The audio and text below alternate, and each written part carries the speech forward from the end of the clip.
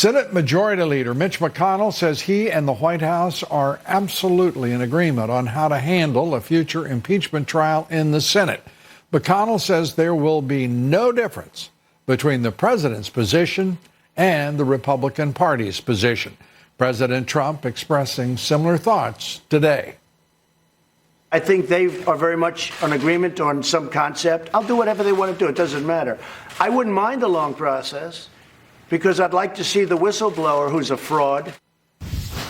And joining us tonight is Doug Wead, advisor to two presidents, presidential historian, author of the new book, Inside Trump's White House. It's out today, so we recommend it to you highly. Doug Wead, great to have you with us. Let's start with this president. Two historic trade agreements this week. He has just swatted aside the efforts to overthrow his presidency with, quote unquote, a impeachment inquiry.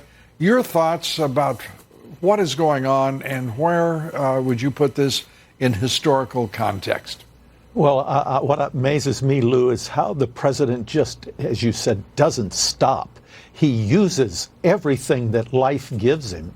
I mean, with Russian collusion, Jared Kushner said that helped us turn around the economy because the media was so focused on this ludicrous theory that they were able to deregulate without interference from the media. Now here we go. While impeachment's going on, he rattles off some 8 different major events have taken place with the Canadian, Mexican, American deal, the China deal. It's truly amazing. He's a businessman. He doesn't waste anything, puts it to work.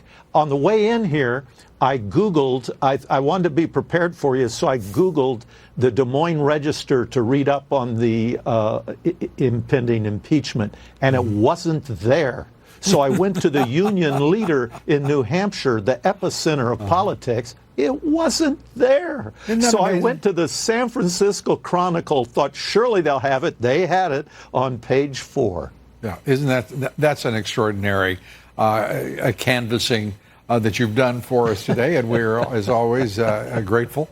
The American people know how this ends, and it ends badly for Pelosi and Schumer. And certainly for Schiff and Nadler.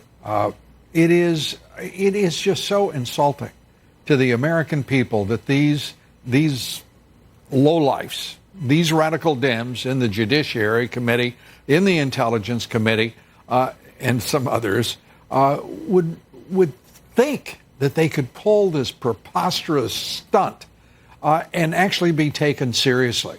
You know, there's not going to be a drum beat and the sounding of trumpets as they vote on this impeachment. There's going to be the sound of a flushing. And it is the United States Congress, the Democratic Party, in point of fact, hitting its historic lows once again. Yeah, the Democrats are very nervous, as the New York Times said today. They can't decide on a candidate. They can't decide on a platform. They've been on the pill since 2018. They haven't given birth to a new idea since then.